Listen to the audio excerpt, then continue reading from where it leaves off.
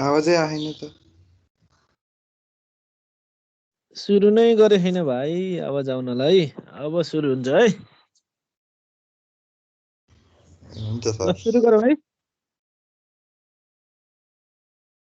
हुन्छ सर सुरु गरौँ। ल अब मैले पढाउने सब्जेक्ट भनेको इलेक्ट्रोनिक्स डिभाइस एन्ड सर्किट, सर्टमा इडिसी भन्छौँ हामीले यसलाई। र मेरो नाम चाहिँ सुरेश तिमिल सिन्हा। म department of electronics and communication इन्जिनियरिङमा विगत 7 वर्षदेखि अध्यापन गर्दैछु है। मेरो इन्ट्रोडक्सन अहिलेलाई यति नै। अब बाँकी अझ फेस टु फेस भेट्दा गरौँला है। ल जाउँ अब सिलेबसको कन्टेन्टको कुरा गरौँ।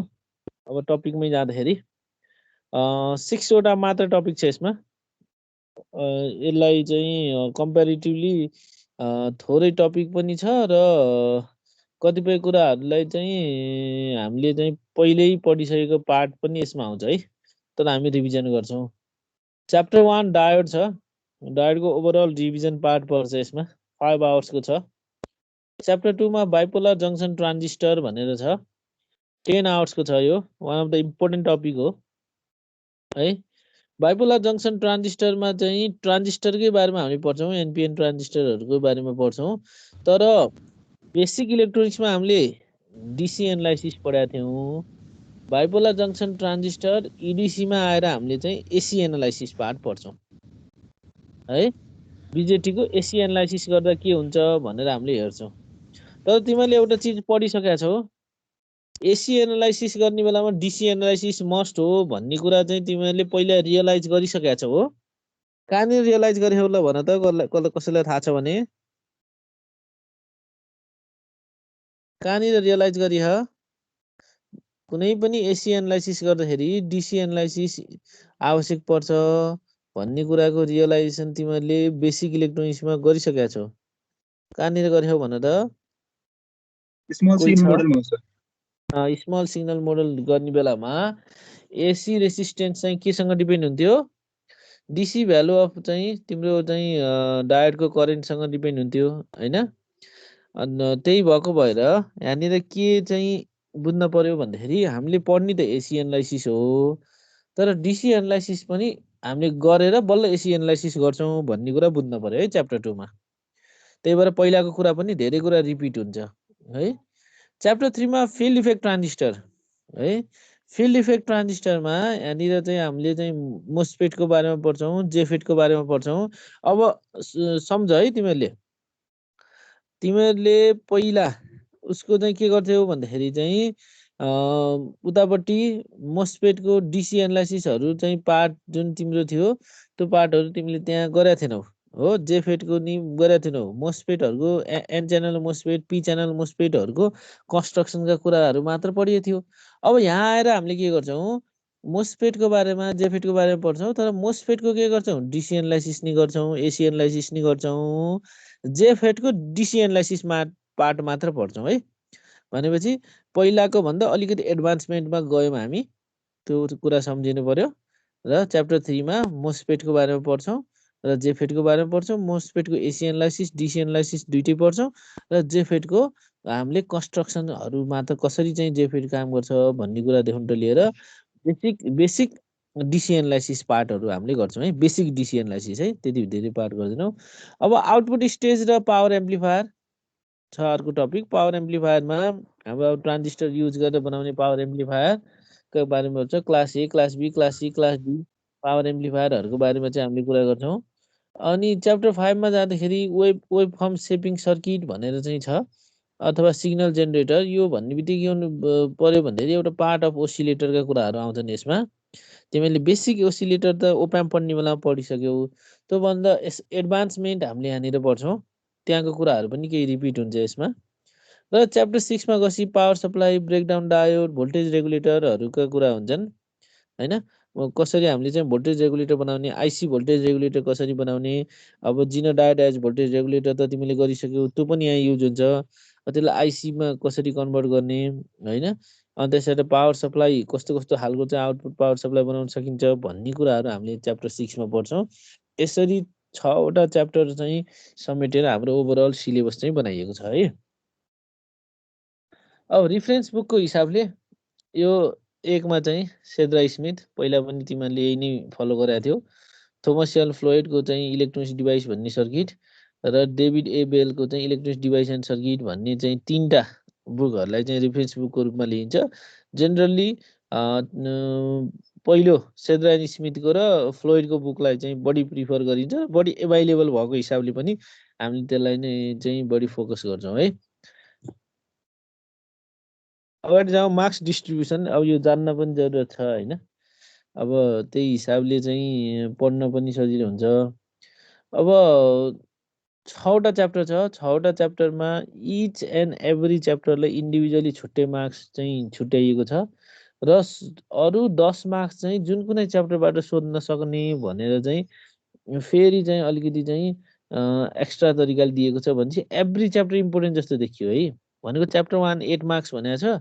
अब त्यो 1 देखि 6 सम्म एनीले चाहिँ 10 मार्क्स कभर गर्छ भनेपछि त्यो च्याप्टर 1 नै 18 मार्क्स हुन पनि सक्यो के है।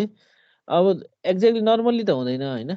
अब नर्मली त्यस्तो क्वेसन त सोध्दैनन्, तर पनि जेनरली चाहिँ यो एभ्री च्याप्टर वेटेज छ। त्यही माथि पनि सबैभन्दा बढी वेटेज भनेको च्याप्टर 2, च्याप्टर 3 र च्याप्टर 4 है। त्यसलाई अलिकति बढी ध्यान दिनु पर्यो र बढी टाइम लाग्ने पनि पढ्नलाई त्यही च्याप्टरहरू हो है। र त्यसमा चाहिँ अब न्युमेरिकलका हिसाबले च्याप्टर चाहिँ 1, च्याप्टर 2, च्याप्टर 3 होइन र च्याप्टर 4बाट जेनरली र च्याप्टर 6बाट पनि भनेको लगभग सबै च्याप्टरमा यसमा न्युमेरिकलहरू छ होइन। तर त्यही भएर चाहिँ त्यसलाई पनि ध्यान दिनु पर्यो है। 20-25 मार्क्सको न्युमेरिकलहरू आउँछ यसमा। इन्टरनल मार्क्सको कुरा गर्ने हो भने अब यो एक्सटर्नल 80 मार्क्सको एक्जामको कुरा गरेँ मैले। र अब इन्टरनल मार्क्सको कुरा गर्ने हो भने 20 मार्क्स एज युजुअल है। 5 मार्क्स एसाइनमेन्ट, 10 मार्क्स एसेसमेन्ट र 5 मार्क्स एटेन्डेन्स हुन्छ है। प्र्याक्टिकल मार्क्स चाहिँ 25 मार्क्स छ। अब एटेन्डेन्स तिमीहरूको यहाँ अटोमेटिक रेकर्ड हुन्छ। तिमीहरू चाहिँ कतिखेर आयो कतिखेर गयो सबै कुरा रेकर्ड हुन्छ होइन। त्यही भएर त्यही रेकर्डेड अनुसार नै हुने भयो। अब प्र्याक्टिकल मार्क्सको कुरा गर्नुपर्दा 25 मार्क्स छ प्र्याक्टिकल मार्क्स। 25 मार्क्समा lab report 5 marks, attendance 5 marks र भाइभा, अब्जेक्टिभ, क्लास एक्टिभिटी जे पनि हुनसक्छ तिनीहरूको चाहिँ ओभरअल 15 मार्क्स हुन्छ। जेनरली अब अनलाइन क्लास पढिरहेको अवस्थामा भाइभा भन्दा नि अब्जेक्टिभ हुने चान्स हुन्छ होइन। यहीँबाट हामीले टिमबाटै अब्जेक्टिभ चाहिँ लिन्छौँ पछि बिचमा। त्यसलाई कन्सिडर गरेर हामीले चाहिँ ल्याबमा चाहिँ मार्क्स हाल्छौँ र ल्याब चाहिँ फिजिकल्ली नै हुन्छ। यसमा धेरै ल्याब छैन, थोरै छ। चाहिँ हामीले 2-3टा ल्याबमा हामीले यसलाई चाहिँ यदि फिजिकल्ली भएको नर्मल्ली त 4टा ल्याबमा गरिन्छ इन्डिभिजुअली छुट्याउँदाखेरि। नत्र अब फिजिकल्ली थोरै समयमा गर्नु पर्यो भने पनि हामीले 2 दिनमा हामीले यो ल्याबलाई कभर गर्न सक्छौँ। अब च्याप्टर 1 डायोडबाटै सुरु गरौँ आज होइन। आज अलमोस्ट च्याप्टर 1 भ्याइन्छ है, किनकि मैले जस्ट रिभिजन हो यो कुरा चाहिँ बुझ्नु पर्यो है। मैले जस्ट रिभाइज गराउँछु। अब मेन धेरै थ्योरी मैले यसमा चाहिँ रिभाइज गराउन चाहिने कुराहरूलाई मात्र रिभाइज गराउँछु, जसले गर्दा तिमीहरूलाई चाहिँ रिकल होस् भनेर है। किनकि अस्ति भर्खर पढाएको चिज हो होइन। ठिक छ नि है, अहिलेसम्म ठिक छ? अगाडि बढौँ। बढाम सर बढाम। अब डायोडमा पहिलो टपिक भनेको आइडियल डायोड हो हामीलाई यहाँ जान्नुपर्ने होइन। अब त्यो आइडियल डायोडको बारेमा हामीले जान्छौँ। त्यो पछि forward bias and reverse bias of PN junction डायोडको बारेमा कुरा गर्छौँ। सँगसँगै पिएन जङ्सन डायोडको बारेमा नि कसरी चाहिँ फर्मेसन हुन्छ, डिप्लेसन लेयरका कुराहरू हामीले गर्छौँ है। सँगसँगै हामीले थर्मल क्यारेक्टरिस्टिक्स अफ डायोड है, एकदम इम्पोर्टेन्ट। टेम्परेचरसँग डायोड कसरी चाहिँ क्यारेक्टरिस्टिक्स देखाउँछ, त्यसको भिआई क्यारेक्टरिस्टिक्स टेम्परेचरसँग कसरी चेन्ज हुन्छ भन्ने कुराहरू हामीले यहाँ पढ्छौँ। सँगसँगै डिसी एनालाइसिस अफ डायोड है, डायोडमा डिसी सप्लाई दिँदा के हुन्छ होइन, डिसी मोडलिङ गर्दा के हुन्छ भन्ने कुराहरू चाहिँ हामीले चाहिँ हेर्छौँ। सँगसँगै एसी एनालाइसिस अफ डायोडको कुरा गर्छौँ। एसी एनालाइसिस अथवा एसी मोडलिङ गर्ने काम गर्छौँ डायोडको। र सँगसँगै जिनो डायोड एज भोल्टेज रेगुलेटरको बारेमा हामीले चाहिँ पढ्छौँ र न्युमेरिकल पढ्छौँ। ओभरअल डायोडको पोर्सन हामीले चाहिँ यो च्याप्टरमा कभर गर्ने भनेको यति हो है, जुन चाहिँ आज हामीले सबै कभर गर्छौँ। अब जहाँ आइडियल डायोडको कुरा गरौँ। आइडियल डायोड भनेको के हो है, त्यहाँबाट सुरु हुन्छ जहिले पनि। अब आइडियल डायोडलाई धेरै तरिकाले डिफाइन गर्न सकिन्छ। अब चाहिँ यस्तो डायोड जसको चाहिँ इन्टरनल रेजिस्टेन्स हुन्न भनेर पनि डिफाइन गर्न सक्छौ तिमीहरूले। अथवा चाहिँ यसले के गर्न सक्छ भन्दाखेरि चाहिँ 2 टर्मिनल डिभाइस हो जसले चाहिँ कन्डक्सन चाहिँ उ गर्छ चाहिँ के अरे पर्मिट गर्छ युनिडिरेक्सनल्ली मात्र भनेको वान वेमा मात्र होइन। त्यसको चाहिँ इन्टरनल रेजिस्टेन्स 0 हुन्छ भनेर पनि यसलाई हामीले चाहिँ बुझ्न सक्छौँ। र यसलाई थप डिफाइन गरियो भने होइन आइडियल डायोडले चाहिँ कन्डक्टरको रूपमा काम गर्छ यदि फरवर्ड बायस कन्डिसन छ भने, र इन्सुलेटरको रूपमा काम गर्छ रिभर्स बायस कन्डिसनमा छ भने भनेर पनि डिफाइन गर्न सक्छौँ है। त्यो भनेको के भयो भन्दाखेरि कुनै पनि डायोडको पोजिटिभ टर्मिनललाई सप्लाईको पोजिटिभसँग जोड्यौँ, डायोडको नेगेटिभ टर्मिनललाई सप्लाईको नेगेटिभसँग जोड्यौँ भने त्यो बेलामा डायोडले चाहिँ के हुन सक्छ, कन्डक्टरको जस्तो काम गर्न सक्छ। किनकि फरवर्ड बायस कन्डिसनमा नर्मली डायोड के हुन्छ, सर्ट सर्किटको रूपमा काम गर्छ र त्यसमा करेन्ट धेरै बग्छ। डायोडमा चाहिँ ड्रप हुने भोल्टेजको भ्यालु चाहिँ 0 हुन्छ, जसले गर्दा करेन्टको भ्यालु हाई चाहिँ हुन्छ र त्यो सर्किटमा ओभरअल करेन्ट धेरै बगेको हुनाले यसले कन्डक्टरको रूपमा काम गर्छ। अब यदि चाहिँ डायोडको पोजिटिभ टर्मिनललाई सप्लाईको नेगेटिभसँग, डायोडको नेगेटिभ टर्मिनललाई सप्लाईको पोजिटिभसँग जोड्यौँ भने डायोड रिभर्स बायस कन्डिसनमा हुन्छ। डायोड रिभर्स बायस कन्डिसनमा हुनु भनेको चाहिँ ओपन सर्किटको रूपमा काम गर्छ। ओपन सर्किटको रूपमा काम गर्नु भनेको त्यहाँ करेन्टको भ्यालु चाहिँ बग्दैन, सप्लाई गरे जति सबै त्यो जुन डायोडलाई ओभरकम गर्नलाई चाहिँ लस हुन्छ है।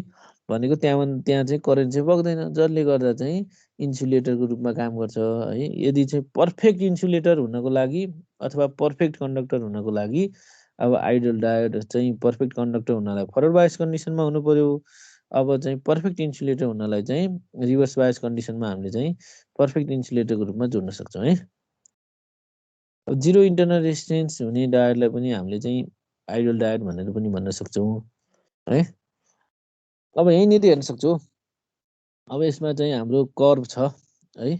भिआई क्यारेक्टरिस्टिक्स कर्भमा चाहिँ यहाँनिर यदि चाहिँ हाम्रो चाहिँ यदि फरवर्ड बायस कन्डिसनमा चाहिँ जोड्यौँ भने, फरवर्ड बायस कन्डिसनमा जोड्यो भने के हुन्छ भन्दाखेरि चाहिँ तिम्रो करेन्टको भ्यालु सार्पली इन्क्रिज भएछ। हेर त हाई छ करेन्टको भ्यालु भनेको त्यो तिम्रो चाहिँ भर्टिकल लाइनमा देख्न सक्छौ यहाँनिर है।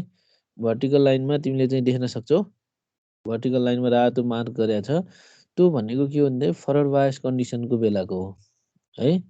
अब त्यतिखेर चाहिँ भोल्टेजको भ्यालु के हुन्छ, त्यसमा चाहिँ जुन डायोड हुन्छ त्यो डायोडमा 0 चाहिँ फरवर्ड भोल्टेज हुन्छ, भोल्टेजै ड्रप भएको हुँदैन है। अब त्यही भएर त्यसमा चाहिँ सार्पली करेन्टको भ्यालु इन्क्रिज भएको हुन्छ। त्यही कुरा यदि रिभर्स बायस कन्डिसनमा हुन्थ्यो भने रिभर्स बायस कन्डिसनमा करेन्ट त बग्दैन, त्यही भएर 0 रिभर्स करेन्ट हुने भयो, रिभर्स करेन्ट 0 हुने भयो है। त्यसमा चाहिँ तर भोल्टेजको भ्यालु के हुन्छ भन्दाखेरि सबै सप्लाई गरे जति भोल्टेज जुन यो चाहिँ यो डिरेक्सनमा देखिन्छ, यो यहाँनिर कर्सर भएको भोल्टेजको भ्यालु सबै चाहिँ केमा हुन्छ, डायोडमा ड्रप हुन्छ, तर करेन्ट चाहिँ बग्दैन। यो बाटो पनि हामीले चाहिँ आइडियल डायोडलाई चाहिँ हेर्न सक्छौँ। अब पिएन जङ्सन डायोडको बारेमा कुरा गरौँ। पिएन जङ्सन डायोड भन्ने बित्तिकै कुनै पनि पी टाइप मेटेरियल र N type material, P type मेटेरियलमा के हुन्छ, मेजोरिटी चार्ज क्यारियर होल हुन्छ, एन टाइप मेटेरियलमा मेजोरिटी चार्ज क्यारियर इलेक्ट्रोन हुन्छ है। बुझेछ नि होइन, मैले तिमीहरूले पढिसकेछौ भन्ने कन्सेप्टमा चाहिँ रिभाइज गरेर आएको छु है। ठिक छ, ल त्यही अनुसार लिनु पर्यो है। केही समस्या भयो भने चाहिँ इन्टरप्ट गर है। अब पिएन जङ्सन डायोडमा चाहिँ तिम्रो फर्मेसन हुने भनेको चाहिँ पी टाइप मेटेरियल र एन टाइप मेटेरियल, दुईटा चाहिँ P type material N type मेटेरियललाई कनेक्सन गरेर अथवा जोइन गरेर। अब जोइन गर्ने भन्ने बित्तिकै सिम्पली जोइन गर्ने कन्डिसन त हुँदैन इलेक्ट्रोनिक्समा। यसलाई के गरिन्छ भन्दाखेरि चाहिँ इलेक्ट्रोनिकली जोइन गर्नु पर्यो। इलेक्ट्रोनिकल्ली चाहिँ यसलाई चाहिँ मिक्सिङ गर्ने अथवा जोइन गर्ने मेकानिजमलाई हामीले फेब्रिकेसन भन्छौँ। त्यसमा चाहिँ विभिन्न टेम्परेचर, प्रेसर र ल्याबोरेटरी कन्डिसनहरू मेन्टेन गरेर काम गरिन्छ है। त्यसरी चाहिँ P type material N type मेटेरियललाई चाहिँ कनेक्सन गरेर पिएन जङ्सन डायोड बन्छ हो। पिएन जङ्सन डायोड चाहिँ बनिसकेपछि तिम्रो त्यहाँ के हुन्छ भन्दाखेरि चाहिँ पी टाइप मेटेरियलमा भएको होल एन टाइप मेटेरियलको इलेक्ट्रोनसित कम्बाइन हुन खोज्छ। एन टाइप मेटेरियलमा भएको चाहिँ जुन इलेक्ट्रोन हुन्छ तिम्रो पी टाइप मेटेरियलको होलसँग कम्बाइन हुन खोज्छ। र यो कन्डिसनमा तिम्रो के हुन्छ भन्दाखेरि चाहिँ यसले गर्दाखेरि चाहिँ यिनीहरू कन्ट्याक्टमा यिनीहरूले चाहिँ डिफ्युज हुने बेलामा डिप्लेसन लेयर फर्मेसन हुन्छ हो। त्यो डिप्लेसन लेयर चाहिँ जङ्सनमा हुन्छ र डिप्लेसन लेयरमा चाहिँ के हुन्छ भन्दाखेरि पोजिटिभ आयन र नेगेटिभ आयनको कम्बिनेसनबाट हुने भयो है। डिप्लेट गर्ने भयो जुन चाहिँ पी टाइप मेटेरियलतिरको होललाई डिप्लेट गर्ने भयो भने एन टाइप मेटेरियलतिरको इलेक्ट्रोनलाई डिप्लेट हुने भयो। त्यो डिप्लेट भएर बनेको डिप्लेसन लेयर हुन्छ।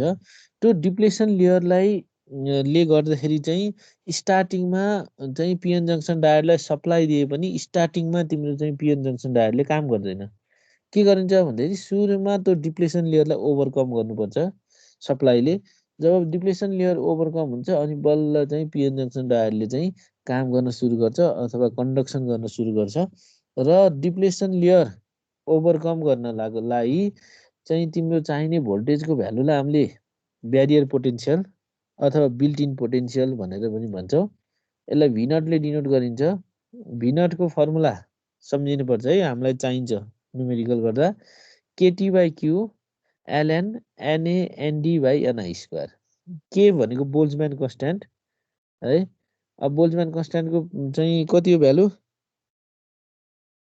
ल भन्नु त 1 point कति हो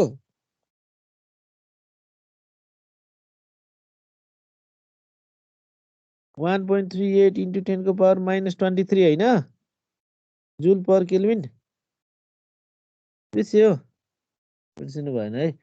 अब टी भनेको एब्सोल्युट स्केल टेम्परेचर है। टेम्परेचरलाई केल्भिनमा कन्भर्ट गर्नु पर्यो। क्यू भनेको चार्ज अफ इलेक्ट्रोन। एउटा इलेक्ट्रोनको चार्ज भनेको के हो 1.6 into 10 को पावर माइनस कति हुन्छ 19 -19। एनए भनेको चाहिँ के हो एक्सेप्टर कन्सन्ट्रेसन है, एक्सेप्टर कन्सन्ट्रेसन। एनडी भनेको डोनर कन्सन्ट्रेसन है। अब हामी त्यहाँनिर के हुन्छ भन्दाखेरि चाहिँ semiconductor divide P type N type बनाउने बेलामा तिम्रो चाहिँ अब एक्सेप्टर पनि हुन्छ डोनर पनि हुन्छ होइन र प्योर सेमिकन्डक्टर पनि हुन्छ। अब त्यही भएर जति कति छ एक्सेप्टर भन्यो भने एक्सेप्टर कन्सन्ट्रेसनलाई चाहिँ एनएले डिनोट गरिन्छ, डोनर कन्सन्ट्रेसनलाई चाहिँ एनडीले डिनोट गरिन्छ भने एनआई भनेको इन्ट्रेन्सिक कन्सन्ट्रेसन त्यो भनेको प्योर सेमिकन्डक्टरको कति छ कन्सन्ट्रेसन भन्ने कुरालाई पनि मध्यनजर गरेर बिल्ट इन पोटेन्सियल निक्लिन्छ है। र फरवर्ड बायस र रिभर्स बायस कन्डिसनको कुरा गरौँ है। फरवर्ड बायस रिभर्स बायसको बेसिक कुरा त अहिले भइसक्यो। अब चाहिँ यहाँनिर हामीले चाहिँ ए र बी सर्किटमा हामीले हेर्न सक्छौँ। सप्लाईको पोजिटिभलाई डायोडको पोजिटिभसँग जोड्यौँ, सप्लाईको नेगेटिभलाई डायोडको नेगेटिभसँग जोड्यो भने यस्तो खालको कन्डिसनलाई फरवर्ड बायस कन्डिसन भनेर भनिन्छ। सिमिलरली रिभर्स बायस कन्डिसनमा सप्लाईको नेगेटिभलाई होइन तिम्रो चाहिँ के हुनु पर्यो भन्दाखेरि चाहिँ है यहाँनिर हल्का उभएछ है मिस्टेक भएछ है यहाँनिर है फिगरमा सच्याउ है। सप्लाईको पोजिटिभलाई चाहिँ तिम्रो यहाँ अगाडि माथिपट्टि डायोडमा लेख्ने बेलामा माइनस चाहिँ प्लस लेख्यो है, यतापट्टि प्लस माइनस हुनु पर्यो है। ठिक छ हेलो ठीक छ सर। यहाँनिर सच्याउ है, यहाँ अगाडि प्लस यहाँ माइनस हुनु पर्यो। सप्लाईको नेगेटिभ डायोडको पोजिटिभसँग सप्लाईको पोजिटिभ डायोडको नेगेटिभसँग जोड्यो भने यस्तो कन्डिसनमा हामीले रिभर्स बायस कन्डिसन भनेर भन्छौँ। अब के हुन्छ भनेर भन्दाखेरि तिमीले चाहिँ कुनै पनि फरवर्ड बायस कन्डिसनमा तिम्रो चाहिँ फरवर्ड बायस कन्डिसनमा डायोडलाई जोड्यो भने तिम्रो चाहिँ पिएन जङ्सन डायोड के हुन्छ भन्दाखेरि त्यसको डिप्लेसन लेयर न्यारो हुँदै जान्छ। डिप्लेसन लेयर न्यारो हुँदै गएपछि तिम्रो के हुन्छ भन्दाखेरि डायोडको चाहिँ डिप्लेसन लेयर हट्छ र डायोडले चाहिँ सर्ट सर्किटको रूपमा काम गर्छ। त्यो बेलामा चाहिँ तिम्रो के हुन्छ भन्दाखेरि भोल्टेज ड्रप कुनै पनि चाहिँ तिम्रो जङ्सनमा अथवा चाहिँ तिम्रो डायोडमा ड्रप हुने भोल्टेज भनेको चाहिँ तिम्रो 0 हो। र यो कन्डिसनमा जति तिमीले सप्लाई गरे हौ सप्लाई भोल्टेज जति सबै चाहिँ लोडमा पुग्छ, जसले गर्दा चाहिँ तिम्रो यहाँनिर देखाएको अनुसार यहाँ लोडमा एउटा बल्ब हाले हो जस्ट लोड भनेर देखाउनु खोजे हो। सप्लाई पुग्नु भनेको लोडले चाहिँ तिम्रो सप्लाई पायो त्यही भएर चाहिँ त्यो बल्ब ग्लो भएको देखाइरहेछ।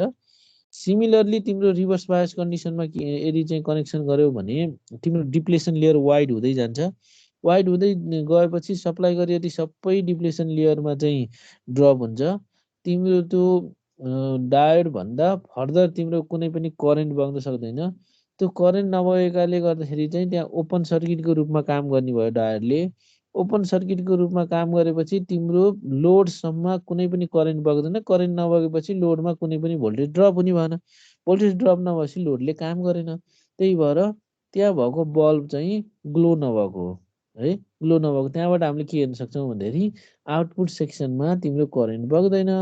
करेन्ट नबगेपछि त्यो करेन्ट नबगिसकेपछि आउटपुटमा कुनै पनि भोल्टेज ड्रप हुँदैन भनेर चाहिँ हामीले हेर्न सक्छौँ है।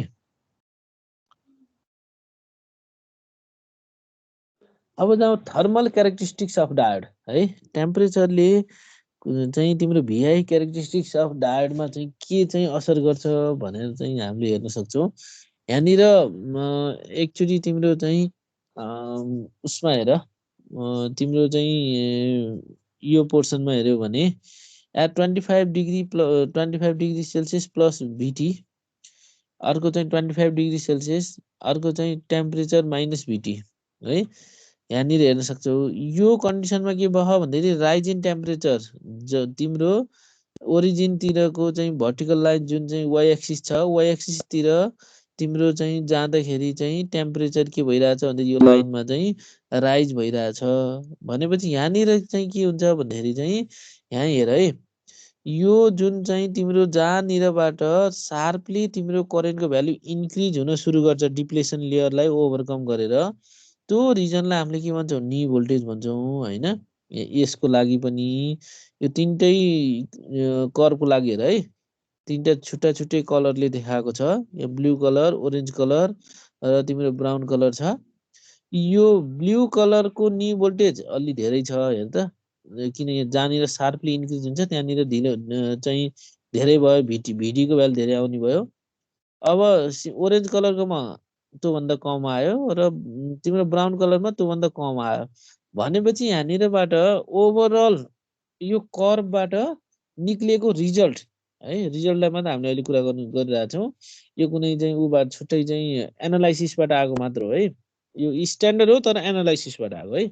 स्ट्यान्डर्ड भ्यालुबाट हामी यहाँबाट के बुझ्न सक्छौँ भन्दाखेरि नी भोल्टेज डिक्रिज हुने भयो, टेम्परेचर राइज हुँदा भन्ने कुरा बुझियो यतिबाट। कतिले भन्ने कुरा एनालाइसिसबाट स्ट्यान्डर्ड भ्यालु आयो। नी भोल्टेज कतिले डिक्रिज हुन्छ भन्दाखेरि 2.5 milli volt per degree Celsius increase in temperature. भनेपछि टेम्परेचर इन्क्रिज हुँदै गयो है, टेम्परेचर यहाँनिर इन्क्रिज हुँदै गयो, तिम्रो चाहिँ के भइरहेछ भन्दाखेरि चाहिँ नी भोल्टेजको भ्यालु चाहिँ तिम्रो के भयो डिक्रिज भइरहेछ। हेर त, टेम्परेचर इन्क्रिज हुँदाखेरि नी भोल्टेजको भ्यालु डिक्रिज भयो, त्यो पनि कतिले भन्दाखेरि चाहिँ 2.5 milli volt per degree Celsius increase in temperature. हरेक चाहिँ 1 डिग्री टेम्परेचर इन्क्रिज हुँदाखेरि नी भोल्टेजको भ्यालु 2.5 मिली भोल्टले चाहिँ तिम्रो घटिरहेछ भन्ने कुरा चाहिँ हामीले यो स्ट्यान्डर्ड कर्वबाट पत्ता लगाउन सक्छौँ। Similarly saturation current, reverse saturation करेन्टको भ्यालु आउँछ यहाँनिरबाट। रिभर्स स्याचुरेसन करेन्टको भ्यालु निकाल्ने बेलामा यहाँ हेर है, यो 25 degree minus delta T, 25 degree plus T भनेपछि टेम्परेचर यतापट्टि चाहिँ के भइरहेछ इन्क्रिज भइरहेछ हो। टेम्परेचर इन्क्रिज हुँदै जाने बेलामा तिम्रो यहाँनिर यो जुन माथिपट्टि नी भोल्टेज आए जस्तै तिम्रो जहाँनिर चाहिँ रिभर्सली चाहिँ सार्पली करेन्टको भ्यालु इन्क्रिज हुन्छ, त्यो कन्डिसनको करेन्ट चाहिँ रिभर्स स्याचुरेसन करेन्ट हो। रिभर्स स्याचुरेसन करेन्ट पनि के देखियो यहाँनिर भन्दाखेरि रिभर्स स्याचुरेसन करेन्ट इन्क्रिज भयो केसँगै टेम्परेचर इन्क्रिज हुँदाखेरि। कतिले भन्दाखेरि एभ्री 10 डिग्री चाहिँ राइज हुँदाखेरि आइएस को भ्यालु डबल हुन्छ भनेर स्ट्यान्डर्ड कुरा छ, यो चाहिँ सम्झिनु पर्यो है। नी भोल्टेज चाहिँ तिम्रो टेम्परेचर इन्क्रिज हुँदा डिक्रिज हुन्छ। कतिले 2.5 milli volt per degree Celsius increase in टेम्परेचरले, र स्याचुरेसन करेन्टको भ्यालु चाहिँ के हुन्छ डबल हुँदै जान्छ 10 डिग्री टेम्परेचर राइज हुँदाखेरि है। हरेक 10 डिग्री टेम्परेचर इन्क्रिज भयो भने आइएसको भ्यालु के हुँदै जान्छ डबल हुँदै जान्छ। यो कुरा चाहिँ थाहा पाउनु पर्यो है। सिमिलरली यही क्यारेक्टरिस्टिक्स कर्वबाट निक्लिएको स्ट्यान्डर्ड इक्वेसन छ है। यो चाहिँ साइन्टिफिकली निकालेको इक्वेसन हो, यसको छुट्टै हामीसँग कुनै पनि डेरिभेसन छैन, त्यही भएर यो इक्वेसनलाई सम्झिनु पर्यो है। यसलाई डायोड क्यारेक्टरिस्टिक्स इक्वेसन अथवा डायोड इक्वेसन पनि भनेर भन्छौँ हामीले। यसलाई आइडी इक्वल्स टु आइएस ई को power VD by eta VT -1 भनेर भन्छौँ है। आइडी भनेको डायोड करेन्ट, आइएस भनेको रिभर्स सेचुरेसन करेन्ट, भिडी भनेको डायोड भोल्टेज, एटा भनेको इमिसन कोइफिसिएन्ट, यसको भ्यालु 1 देखि 2 सम्म हुन्छ। अनि भिटी भनेको थर्मल भोल्टेज, थर्मल भोल्टेजको भ्यालु केटी बाई क्यू हुन्छ। अनि त्यो पछि चाहिँ के हुन्छ भन्दाखेरि बोल्जम्यान कन्स्ट्यान्टको कुरा आउँछ। के भनेको, किनकि भिटीमा केटी बाई क्यूका कुरा आउँछन्, त्यसलाई पनि डिफाइन गर्नु पर्यो। के भनेको बोल्जम्यान कन्स्ट्यान्ट, टी भनेको एब्सोल्युट टेम्परेचर, क्यू भनेको चार्ज अफ इलेक्ट्रोन। यो फर्मुला पनि हामीलाई चाहिन्छ, सम्झिनुपर्छ है। ठिक छ यहाँसम्म? हजुर ठिक छ सर। अगाडि बढाऊ है। म जस्ट रिभाइज गरेँ है, तिमीले अब पहिला के कसरी पढ्यौ, कति पढ्यौ अब मलाई थाहा छैन, तर यति बुझ्छौ भन्ने हिसाबले चाहिँ मैले अझ चाहिँ डिपमै गएर पढाएको छु है। सर अब डिसी एनालाइसिस। हजुर यो नी भोल्टेजको त ग्राफको अझ एकचोटि भनिदिनु, अलि कन्फ्युज भयो। नी भोल्टेजको नी भोल्टेजमा तिम्रो के हुन्छ भन्दाखेरि फरवर्ड बायस कन्डिसनमा तिम्रो हेर है, यहाँनिर है, यो मैले कर्वको चाहिँ नाम भन्छ। अब फिजिकल्ली हेराए जस्तो अलिक गाह्रो हुन्छ, फिगरमा तिम्रो ध्यान दियो है। यहाँनिर ब्राउन कलरको चाहिँ तिम्रो कर्व हेर, ओरेन्ज कलरको कर्व हेर र ब्लू कलरको कर्व हेर। ठिक छ, यो तिनटै कर्व भनेको डायोडकै कर्व हो है। डायोडको भिआई क्यारेक्टरिस्टिक्स कर्व हो, डायोड भोल्टेज र डायोड करेन्टको चाहिँ कर्व हो। अब यो तीनटा कर्व निक्लेको भनेको तीनटा डिफ्रेन्ट टेम्परेचरमा आएको हो है। टेम्परेचरले तिम्रो चाहिँ के हुन्छ, डायोडलाई इफेक्ट गर्छ। त्यो कुरा त यो इक्वेसनबाट पनि आयो, किनकि इक्वेसनमा कहीँ न कहीँ टेम्परेचरको भ्यालु छ। टेम्परेचरले गर्दाखेरि आइडीको भ्यालु भिडी, आइडी र भिडीको इक्वेसन जुन हुन्छ त्यहाँनिर असर भएको त हामीले देखिसक्यौँ। भनेपछि यहाँ टेम्परेचर फरक फरक टेम्परेचरमा हो र यो स्ट्यान्डर्ड कर्वमा चाहिँ के छ भन्दाखेरि तिम्रो यो ब्राउन कलरको टेम्परेचर हाइएस्ट छ यो तीनटा मध्ये भने ब्लू कलरको टेम्परेचर लोएस्ट छ यो तीनटा मध्ये। नी भोल्टेज भनेको कस्तो हो भन्दाखेरि सुरुमा तिमीले भोल्टेज सप्लाई गर्छौ, भिडी थोरै दिन्छौ, त्यतिखेर करेन्टको भ्यालु बढ्दैन होइन। किन बढ्दैन भन्दाखेरि त्यसले चाहिँ ओभरकम गरिसक्या हुँदैन डिप्लेसन लेयरलाई। अनि त्यही भएर तिमीले फेरि फर्दर भिडीको भ्यालु इन्क्रिज गर्छौ, अलिकति इन्क्रिज गर्छौ, स्टिल तिम्रो चाहिँ के हुन्छ भन्दाखेरि चाहिँ करेन्ट बग्दैन, किनकि तिम्रो चाहिँ डिप्लेसन लेयर ओभरकम भइसकेको हुन्न। र फेरि थोरै थोरै थोरै इन्क्रिज गर्छौ र यस्तो एउटा स्टेजमा आउँछ जहाँनिरबाट तिम्रो चाहिँ के हुन्छ भन्दाखेरि चाहिँ थोरै भोल्टेज इन्क्रिज गर्यौ भने पनि तिम्रो मजाले डायोड कन्डक्सन गर्न सुरु गर्छ र त्यही भ्यालुलाई, त्यही स्टेजलाई हामीले नी भोल्टेज भनेर भन्छौँ। र यहाँनिरबाट यो ब्राउन कलरको कर्वबाट निक्लिने नी भोल्टेज, ओरेन्ज कलरको कर्वबाट निक्लिने नी भोल्टेज र तिम्रो ब्लू कलरको कर्वबाट निक्लिने नी भोल्टेजको भ्यालु फरक फरक छ। ब्राउन कलरबाट निक्लेको नी भोल्टेजको भ्यालु थोरै छ, यहाँ भिडीसँग चाहिँ हेर्नु पर्यो, ओरिजिनतिर नजिक छ। ओरेन्ज कलरकोमा त्यो ब्राउन भन्दा धेरै छ र ब्लू कलरमा अझै धेरै छ। त्यहाँबाट के बुझियो भन्दाखेरि यदि टेम्परेचर इन्क्रिज भयो भने यो एरो हेर है, यतातिर टेम्परेचर इन्क्रिज भयो, टेम्परेचर इन्क्रिज हुँदै गइदियो भने तिम्रो नी भोल्टेजको भ्यालु के हुँदो रहेछ, डिक्रिज हुँदै जाने रहेछ। कसरी डिक्रिज हुन्छ, कतिले हुन्छ भन्ने कुरा त्यो स्ट्यान्डर्ड भ्यालु छ, त्यो हेर्नु पर्यो। त्यो भनेको 2.5 millivolt per degree Celsius increase in temperature भन्छ। हरेक 1 डिग्री टेम्परेचर इन्क्रिज हुँदाखेरि 2.5 मिलिभोल्ट नी भोल्टेजको भ्यालु डिक्रिज हुँदो रहेछ भन्ने कुरा हामीले यो कर्वबाट चाहिँ थाहा पाउन सकिन्छ है। यसैलाई थर्मल क्यारेक्टरिस्टिक्स अफ डायोड भनेर पनि भन्छौँ। ठिक छ, अगाडि बढौँ। यस सर। अब डिसी एनालाइसिस अथवा मोडलिङ अफ डायोड है। Modelling of diode. अब मोडलिङ भन्ने बित्तिकै के बुझ्नु पर्यो भन्दाखेरि चाहिँ डायोडलाई तिम्रो बेसिक फिलामेन्टहरूले रिप्रेजेन्टेसन गर्यो भने मोडलिङ हुने हो। बेसिक फिलामेन्ट भनेको के हो? भोल्टेज अनि करेन्ट अथवा चाहिँ रेसिस्टेन्स अनि त्यस्तै खालको चाहिँ अरू तिम्रो चाहिँ जुन प्यासिभ कम्पोनेन्टहरू हुन्छन् ती प्यासिभ कम्पोनेन्टले रिप्रेजेन्टेसन गर्यो भने डायोड चाहिँ मोडलिङ अफ डायोड भनेर भन्न सकिन्छ है। अब यहाँनिर हेर डिसी एनालाइसिस अथवा डिसी मोडलिङ अफ डायोडमा चाहिँ हामीले हेर्न सक्छौँ आइडियल मोड भनेर हेर्छौँ। आइडियल मोडमा डायोड चाहिँ यदि आइडियल कन्डिसन छ भने डिसी एनालाइसिस गरियो भने के हुन्छ भनेर हेर्दाखेरि तिम्रो सप्लाई हुन्छ र डायोड हुन्छ, अरू केही हुन्न। यहाँनिर भिडी छ नि यो है, यो भिडी भनेको सप्लाई भयो, तिमीसँग डायोड भयो, यो आइडियल छ। अब यसमा बग्ने करेन्टको भ्यालु आइडी भनेर मानेछौँ, अरू केही पनि हुन्न। आइडियल कन्डिसनमा इन्टरनल रेसिस्टेन्स हुँदैन। इन्टरनल रेसिस्टेन्स नहुनु भनेको तिम्रो यहाँनिर जुन चाहिँ डायोड हुन्छ त्यो डायोडमा चाहिँ भोल्टेज ड्रप हुँदैन। डायोडमा भोल्टेज ड्रप नहुनु भनेको तिम्रो के हुन्छ भन्दाखेरि करेन्टको भ्यालु यो उसमा सार्पली इन्क्रिज हुनु हो है। सार्पली इन्क्रिज हुन्छ, जति छ करेन्ट त्यही नै मेन्टेन भएर जाने भयो, त्यो चाहिँ सार्पली इन्क्रिज भयो। यो कन्डिसन चाहिँ आउने भयो भनेपछि आइडियल केसमा इन्टरनल रेजिस्टेन्स हुन्न, डायोडले सर्ट सर्किटको रूपमा काम गर्छ, डायोडको अक्रसमा कुनै पनि भोल्टेज ड्रप हुन्न र हाई करेन्ट चाहिँ त्यो सर्किटमा फ्लो हुन्छ भनेर हामीले हेर्न सक्ने भयो। सिमिलर कन्डिसनमा यदि कन्स्ट्यान्ट भोल्टेज ड्रप मोडल भयो भने के हुन्छ भन्ने कुरा। कन्स्ट्यान्ट भोल्टेज ड्रप मोडल भनेको आइडियल डायोड छैन है भन्ने हो। अब आइडियल डायोड छैन भने कुन चाहिँ डायोड छ भन्ने कुरा हो। कुन चाहिँ डायोड छ भन्दाखेरि आइदर सिलिकन डायोड अथवा जर्मेनियम डायोड। अहिले फिगरमा देखाएको मैले सिलिकन डायोड हो किनकि त्यहाँ 0.7 भोल्ट भनेको छु। डायोडलाई भोल्टेज सोर्सको रूपमा रिप्रेजेन्टेसन गर्न सकिन्छ, त्यो भएर त्यो मोडलिङ भयो। भनेपछि सप्लाई गर्यौ, यहाँ करेन्टको भ्यालु देखायो, यहाँ डायोड छ।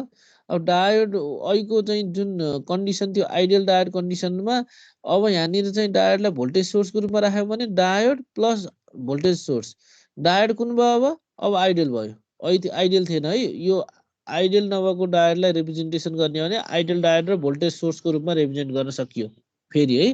भनेपछि आइडियल डायोडले त सर्ट सर्किटको काम गर्यो, तर यहाँनिर के भयो 0.7 भोल्ट चाहिँ यहाँनिर ओभरकम गर्नुपर्ने भयो सप्लाईले। त्यही भएर तिम्रो के हुन्छ भन्दाखेरि चाहिँ तिमीले यसमा म्याक्सिमम आउटपुट अथवा यहाँनिर देखिने भनेको यसमा ड्रप हुने भनेको 0.7 भोल्टेजै ड्रप हुने हो, तर करेन्टको भ्यालु के हुनसक्छ जति पनि हुनसक्छ। थोरै करेन्ट भए पनि तिम्रो यति नै भोल्टेज चाहिँ ड्रप हुने भयो, धेरै करेन्ट भयो भने यति नै भोल्टेज ड्रप हुने भयो। तर करेन्टको भ्यालु इन्क्रिज डिक्रिज हुन सक्यो, तर भोल्टेज चाहिँ तिम्रो के हुन्छ त्यही कन्स्ट्यान्ट भोल्टेज रहन्छ। त्यही भएर यसलाई कन्स्ट्यान्ट भोल्टेज ड्रप मोडल पनि भने हो। सिलिकन डायोड भएको भएर 0.7 भोल्ट भयो, जर्मेनियम डायोड भएको भए यो ठाउँमा के हुन्थ्यो, के हुन्थ्यो 0.3 0.3 हुन्थ्यो है। त्यही भएर यसलाई कन्स्ट्यान्ट भोल्टेज ड्रप मोडल भनेर पनि भन्छौँ। अब अर्को लास्टको छ ब्याट्री प्लस रेसिस्टेन्स मोडल भनेर पनि भन्छौँ है। ब्याट्री प्लस रेसिस्टेन्स मोडल भनेको तिम्रो डायोड छ सँगसँगै इन्टरनल रेसिस्टेन्स पनि छ है डायोडमा भने हो। भनेको नर्मल डायोड छ मानौँ, अब मैले यहाँनिर अहिले फरक चाहिँ भोल्टेज सोर्सको डायोड पनि देखाएँ 0.5 भनेर देखाइयो होइन। त्यो चाहिँ भोल्टेजको पनि डायोड हुनसक्छ है, त्यो चाहिँ जर्मेनियम नभइकन सिलिकन नभइकन अर्को एउटा प्र्याक्टिकल डायोड हुनसक्छ। त्यो डायोडलाई अब कुनै पनि एउटा डायोड छ भने त्यो डायोडलाई मैले यदि चाहिँ रिप्रेजेन्टेसन गर्ने हो मोडलिङ गर्ने हो भने एउटा आइडल डायोड र त्यो डायोड बराबरको भोल्टेज सोर्सले रिप्रेजेन्टेसन गर्ने हो। यहाँनिर हेर त माथि एउटा आइडल डायोड तल भोल्टेज सोर्सले रिप्रेजेन्टेसन गरे।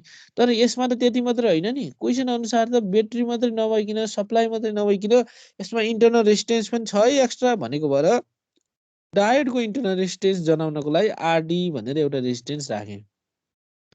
भनेपछि अब अघि हाम्रो के थियो भन्दाखेरि यहाँनिर चाहिँ सप्लाई गरेको भोल्टेज तिम्रो चाहिँ यहाँ जति तिम्रो डायोड भोल्टेज थियो त्यति नै चाहिँ तिम्रो देखिन्थ्यो, करेन्टको भ्यालु सार्पली इन्क्रिज भयो पनि डिक्रिज भयो पनि। अहिले त के छ तिम्रो यो ओभरअल सर्किटमा तिम्रो चाहिँ जति तिम्रो डायोडको भोल्टेज छ 0.5 त्यो भोल्टेज प्लस कति त नि भन्दाखेरि रेसिस्टेन्समा ड्रप भएको भोल्टेज। रेसिस्टेन्समा ड्रप भएको भोल्टेज कसरी चाहिँ डिटरमाइन गर्न सकिन्छ भन्दाखेरि रेसिस्टेन्स इन्टु यो करेन्ट। अब हेर त थोरै करेन्ट बग्ने बेलामा यो भ्यालु पनि थोरै हुन्छ किनकि V = IR हुन्छ हेर है। V = IR भएपछि करेन्ट थोरै हुँदा यो अब स्लोप हेर है यहाँनिर करेन्ट थोरै हुँदा तिम्रो चाहिँ यो तिम्रो चाहिँ RD मा ड्रप भएको भोल्टेज पनि थोरै हुन्छ। करेन्ट जब बढ्दै बढ्दै जाऊ तिम्रो चाहिँ RD मा ड्रप भएको भोल्टेज पनि धेरै हुँदै जान्छ। त्यही भएर कर्भ हेर त यता चाहिँ वाइडन भएर गछ माथितिर। ठीक छ 0.5 भोल्ट त हुने नि भयो प्लस RD मा ड्रप भएको भोल्टेज चाहिँ इन्क्रिज हुँदै जाने भएको भएर ID इन्क्रिज हुँदाखेरि तिम्रो वाइडन हुँदै गएको छ। बुझिन्छ?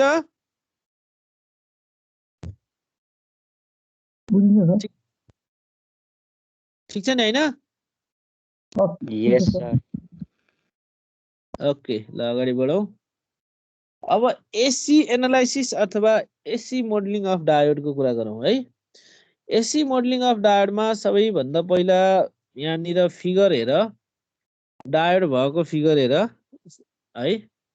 टपको चाहिँ राइट मोस्ट टपमा तिम्रो यसमा चाहिँ के छ भन्दाखेरि चाहिँ एसी एनालाइसिस गर्दैछौँ। एसी एनालाइसिस गर्ने बेलामा हाम्रो हेर है एसी सप्लाई दिए मात्रै त पुग्थ्यो नि तर हामीले डीसी सप्लाई पनि दिएको छौँ। डीसी सप्लाई किन दियौँ हामीले मैले अघि नै भनिसकेँ स्टार्टिङमा। केही समस्या छ? हेलो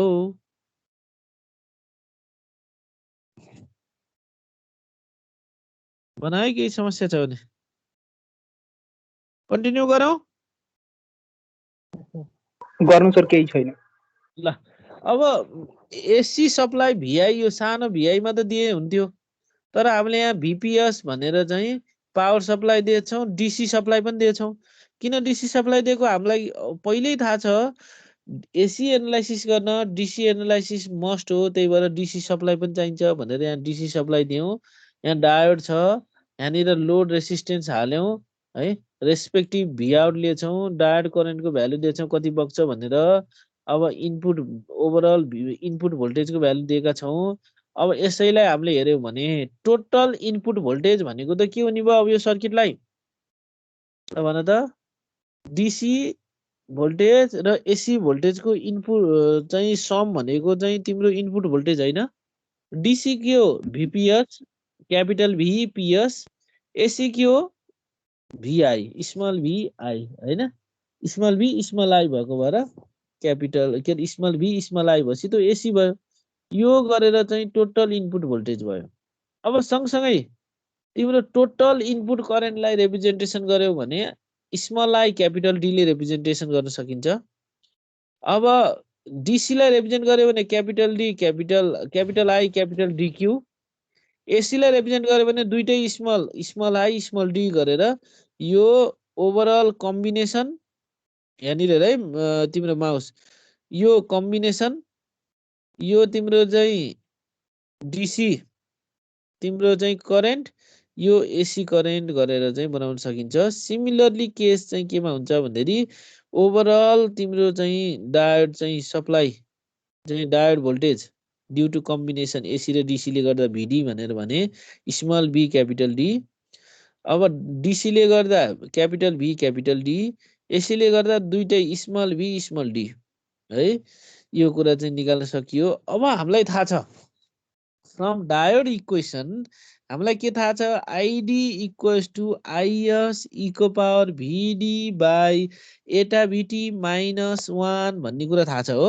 अहिलेको इक्वेसन सम्झे हौ छ सर। डायोड इक्वेसन हो त्यसमा तिम्रो चाहिँ एटाको भ्यालु 1 हाल्देऊ अहिलेलाई कन्सिडर गर त्यो भएपछि एटा नराखे नि भयो।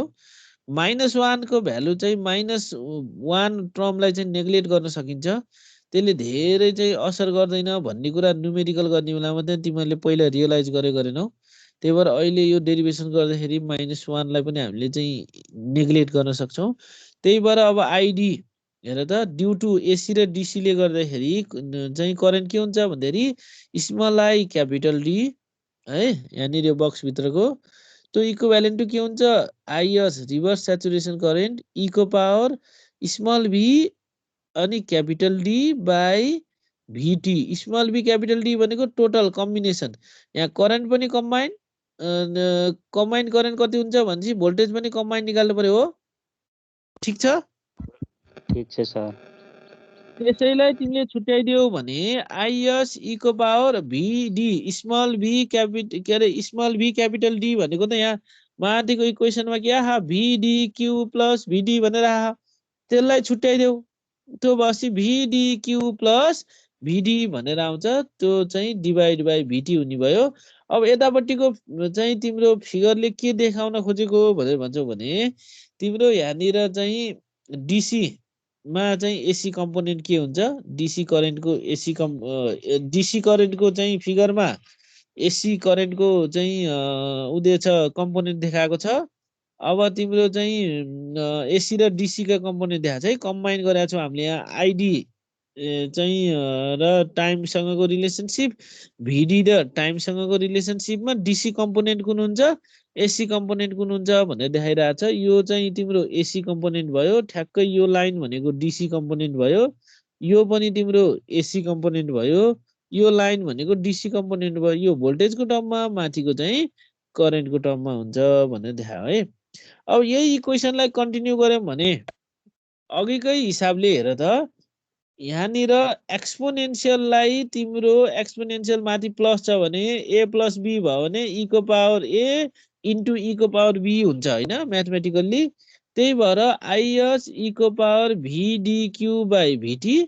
इन्टु इको पावर भिडी बाई भिटी भनेर छुट्याइदियो अब यो सँगसँगै है सँगसँगै हाम्रो चाहिँ यो भिडीको भ्यालु भिटी भन्दा एकदमै सानो हुने हुनाले इको पावर भिडी बाई भिटीलाई बाइनोमियल एक्सपान्सन गर्न सक्छौँ जुन तिमीहरूले सायद अब म्याथमा पढिसक्यौ अथवा पढ्छौ अहिले होइन कुन चाहिँ म्याथमा पढ्छौ बाइनोमियल एक्सपान्सन गर्नु भनेको 1 plus VD by VT by 1 factorial plus VD by VT square by 2 factorial गर्दै गर्दै गर्दै गर्दै जाने हो त्यो भइसकेपछि तिम्रो चाहिँ पछाडिको टर्महरू चाहिँ स्मल हुन्छ त्यही भएर नेग्लेक्ट गर्छौ त्यही भएर इको power VD by VT equivalent to 1 plus VD by VT भनेर हामीले चाहिँ बाइनोमियल एक्सपान्सनबाट यो निकाल्न सक्छौँ यो निकालेपछि अगाडिको कम्पोनेन्ट हेर त आइएस इको पावर भिडी क्यू बाई भिटी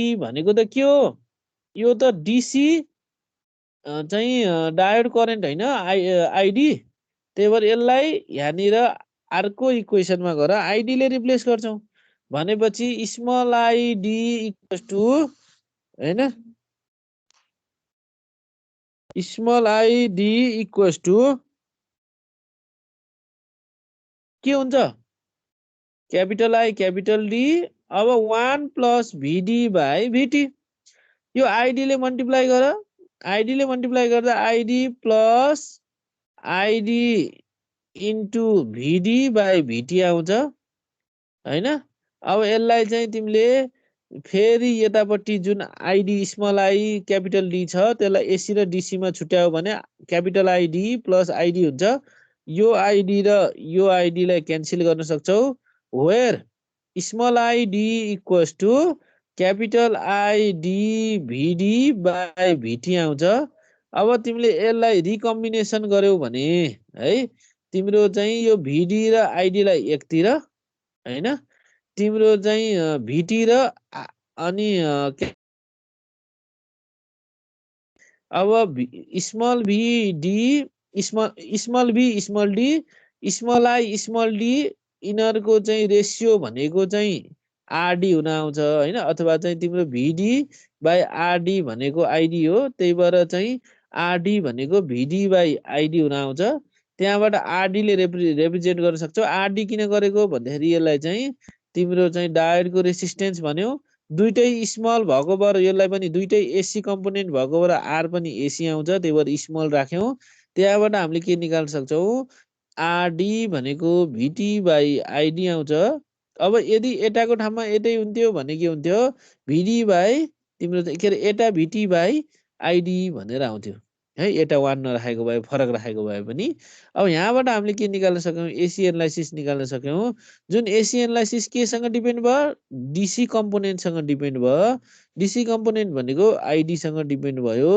त्यही भएर एसी चाहिँ एनालाइसिस गरे पनि त्यो डिसी एनालाइसिस मस्ट हो भन्ने कुरा हामीले यहीँबाट निकालेको हो र यहाँबाट निक्लेको आरडीलाई चाहिँ डाइनामिक रेसिस्टेन्स अथवा चाहिँ एसी रेसिस्टेन्स पनि भनेर भन्छौँ है ठीक छ अगाडि बढौँ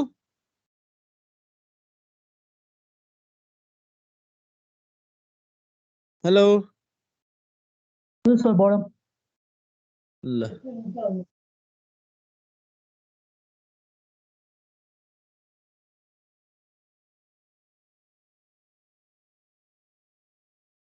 ल अब अर्को टपिक भनेको जिनो डायोड एज भोल्टेज रेगुलेटर है जिनो डायोड एज भोल्टेज रेगुलेटरको रूपमा हेऱ्यो भने जिनो डायोडले कसरी भोल्टेज रेगुलेटरको रूपमा काम गर्छ भन्ने कुरा भन्नु पर्यो है त्यो पार्ट चाहिँ हामीले हेर्छौँ अब हेर यहाँनिर सप्लाई भोल्टेज छ आर छ सिरिज रेसिस्टेन्स हाल्नेछौँ जिनो डायोड के हो सधैँ रिभर्स बायस कन्डिसनमा काम गर्छ र ब्रेकडाउन रिजनमा काम गर्छ भन्ने कुरा त तिमीहरूले बुझिसकेका छौ त्यही भएर चाहिँ सप्लाईको पोजिटिभ जिनो डायोडको नेगेटिभसँग सप्लाईको नेगेटिभ जिनो डायोडको पोजिटिभसँग कनेक्सन गर्छौँ र जिनो डायोडको प्यारलल अक्रोसमा हामीले लोड रेसिस्टर राख्छौँ जसको अक्रोसमा हामीले चाहिँ आउटपुट भोल्टेज नाप्छौँ अब यदि चाहिँ इनपुट भोल्टेज चाहिँ थोरै छ भिजेट भन्दा भनेको जिनो डायोडको रेटिङ भन्दा थोरै छ भने जिनो डायोडले कन्डक्ट गर्दैन जिनो डायोड ओपन सर्किटको रूपमा काम गर्छ र सबै करेन्ट जुन सर्किटमा बग्छ त्यो करेन्ट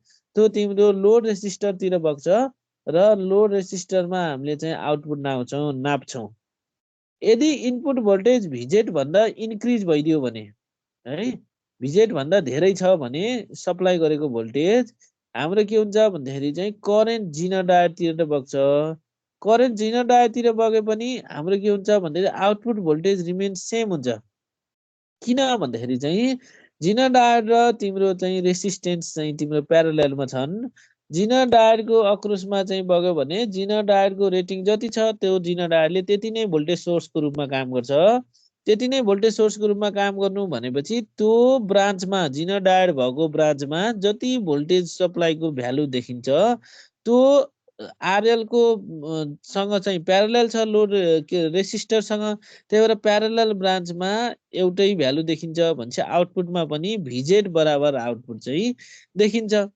यो किन हुन्छ त नि भन्दाखेरि चाहिँ तिम्रो यदि तिम्रो चाहिँ जिनो डायोडलाई चाहिँ यस्तो तरिकाले डोपिङ गरे हुन्छ डोपिङ गर्ने भनेको इम्प्युरिटी एड गर्ने जिनो डायोडलाई यस्तो तरिकाले डोपिङ गरिएको हुन्छ कि तिम्रो जिनो डायोडको आइजेट इन्क्रिज भयो भने तिम्रो यसमा चाहिँ आरजेट चाहिँ के हुन्छ डिक्रिज हुन्छ है बी इक्वल्स टु आइआर है फर्मुला सम्झ आइजेट इन्क्रिज भइदियो भने जिनो डायोडतिर बग्ने करेन्टको भ्यालु इन्क्रिज भइदियो भने जिनो डायोडको रेसिस्टेन्स चाहिँ डिक्रिज हुन्छ र जिनो डायोडतिरको चाहिँ रेसिस्टेन्स इन्क्रिज भइदियो भने जिनो डायोडमा चाहिँ बग्ने करेन्टको भ्यालु चाहिँ कम हुन्छ त्यो तरिकाले मेन्टेन गरेर constant output voltage VZ equals to IZ by RZ सधैँ चाहिँ कन्स्ट्यान्ट हुने तरिकाले चाहिँ यसलाई चाहिँ डोपिङ गरिएको हुन्छ त्यही भएर तिम्रो चाहिँ जति तिमीले चाहिँ जिनो डायोडमा चाहिँ रेटिङ दिन्छौ अथवा त्यही अनुसारको कन्स्ट्यान्ट आउटपुट भोल्टेज चाहिँ मेन्टेन भएको हुन्छ र यसमा चाहिँ त्यही भएर यसले चाहिँ के गर्छ भन्दाखेरि जिनो डायोडले चाहिँ भोल्टेज रेगुलेटरको रूपमा काम गर्छ अब तिम्रो सिरिज रेसिस्टेन्स आर चाहिँ के को लागि युज गरिन्छ भन्दाखेरि जेनरली डिभाइस जोगाउनको लागि हो र यसमा यसले के गर्छ भन्दाखेरि यदि थोरै भोल्टेज आएछ भने भिआई चाहिँ जिनो डायोड भन्दा एकदम थोरै सप्लाई छ भने त्यसमा चाहिँ करेन्ट बग्ने बेलामा यसले सबै सप्लाईलाई बाइपास गर्छ पहिला यसले सेटिस्फाई अथवा आरएलमा ड्रप गराउँछ बाँकी रहेको एक्स्ट्रा भोल्टेज जुन छ त्यो मात्र चाहिँ आफूले बर्डन लिने काम गर्छ है आरएलमा जानुपर्ने म्याक्सिमम भोल्टेज भन्दा बढीलाई मात्र यसले चाहिँ के गर्छ सिरिजमा चाहिँ आफूमा चाहिँ यसले चाहिँ लिन्छ जसले गर्दा चाहिँ यो प्रपर्टीले गर्दा पनि जिनो डायोडले भोल्टेज रेगुलेटरको रूपमा काम गरे हो र यदि धेरै सप्लाई भयो भने चाहिँ तिम्रो के हुन्छ सिरिज रेसिस्टेन्समा चाहिँ सप्लाई बढेर सिरिज रेसिस्टेन्स बरु ड्यामेज हुन्छ तर तिम्रो जिनोडायडलाई चाहिँ जोगाउने काम गर्छ है र यसरी जिनोडायडले भोल्टेज रेगुलेटरको रूपमा काम गर्छ ठिक छ अब न्युमेरिकल हेरौँ है जस्ट एउटा रिभिजन मात्र गरे हो अब find the maximum and minimum current to the zener diode भनेर छ है अब सँगसँगै छ भने गर्न पर्यो है पेन चाहिँ कपी पेन र चाहिँ क्यालकुलेटर लिएर गर है यो ट्राई गर त यहाँनिर सप्लाई भेरिएबल छ 80 भोल्टदेखि 120 भोल्ट छ जिनोडायडको रेटिङ 50 भोल्ट छ सिरिज रेसिस्टेन्स 5 के छ र तिम्रो लोड रेसिस्टेन्स 10 के छ भने म्याक्सिमम र minimum current जिनोडायड IZ maximum IZ minimum कति हुन्छ निकाल्नु पर्यो त ट्राई गर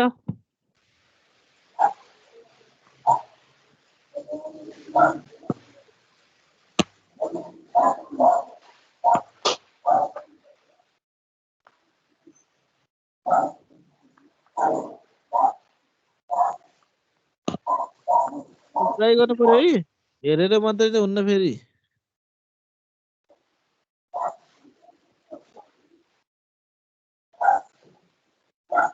के गर्नुपर्छ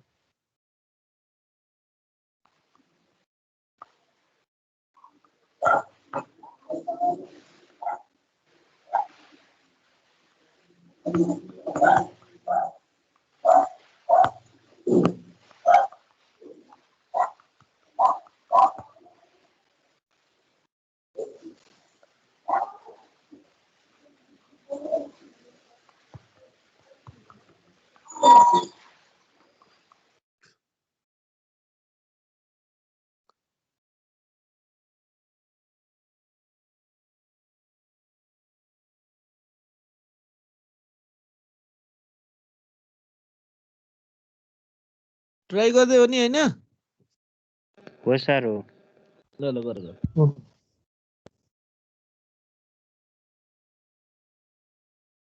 सर 1 एम्पियर हो र एउटा हजुर 1 एम्पियर एउटा तिम्रो एउटा 1 एम्पियर आउँछ मिनिमम 1 एम्पियर आउँछ 80 भोल्ट कन्सिडर गर्दाखेरि अब 120 भोल्ट कन्सिडर गर्दाखेरि म्याक्सिमम आउँछ कति आउँछ 14 होला सिमिलरली गर्न सकिन्छ है गर्ने तरिका यो ल हेर है सबैले सुरुमा करेन्ट निकाल्नु पर्यो है सिरिज रेजिस्टेन्सको ब्रान्चमा कति करेन्ट बग्छ भनेर त्यो भनेको supply voltage minus VZ divide by त्यहाँ बग्ने त्यहाँ भएको चाहिँ रेसिस्टेन्सको भ्यालु राख्नु पर्यो त्यहाँबाट हामीले यदि 80 भोल्ट कन्सिडर गऱ्यौँ भने 80 माइनस 50 बाई 5 हुने भयो यदि 120 कन्सिडर गऱ्यौँ भने 120 माइनस 50 बाई 5 हुने भयो त्यही अनुसारको आईको भ्यालु आउने भयो र अब तिम्रो चाहिँ लोड रेसिस्टेन्स है लोड रेसिस्टेन्सको कुरा गर्यौ भने तिम्रो के अरे लोड करेन्टको भ्यालु हेऱ्यौ भने अब लोडमा कति भोल्टेज छ भनेर हेर्नु पर्यो है लोडमा भएको भोल्टेज भनेको तिम्रो जति अब यो त काम गर्ने बेलामा है 80 भोल्टदेखि 120 भोल्ट भनेको त जिनोडायडलाई रन गर्न सफिसियन्ट भोल्टेज हो जति भए पनि त्यही भएर तिम्रो चाहिँ यो जिनोडायड चाहिँ अन स्टेजमा हुन्छ अन स्टेजमा हुनु भनेको सधैँ आउटपुट भनेको यसले के हुन्छ रेगुलेट गर्छ कति रेगुलेट गर्छ 50 भोल्ट रेगुलेट गर्छ त्यही भएर लोड रेसिस्टेन्समा देखिने आउटपुट भनेको भिएल भनेको भिजेडसँग बराबर हुन्छ त्यो भनेको 50 हुन्छ त्यही भएर 50 बाई आरएल गर्दाखेरि आइएलको भ्यालु आउँछ त्यो भनेको 5 मिली एम्पियर हुन्छ अब तिमीले यसमा IZ plus IL equals to I लाएर चाहिँ आइजेड निकाल्न सक्छौ अर्कोचोटिमा पनि अब 80 को ठाउँमा 120 राखेर गऱ्यो भने यो कुराहरू आउँछ है सकिन्छ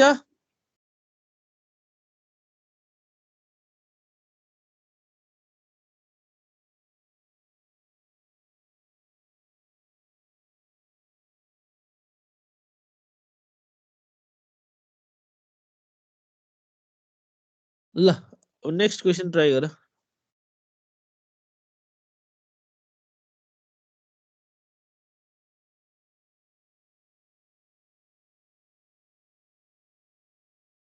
त्यो ट्राई गर है सबैले।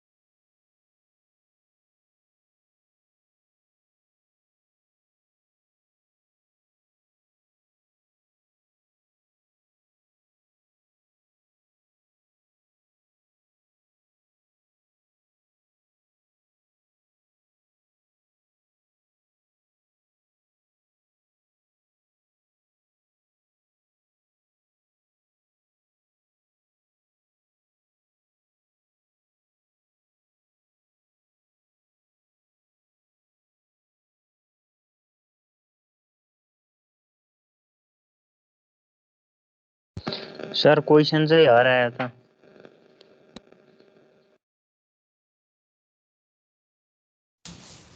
सर गइसक्नु भयो क्या? क्लास सकिएला आजको।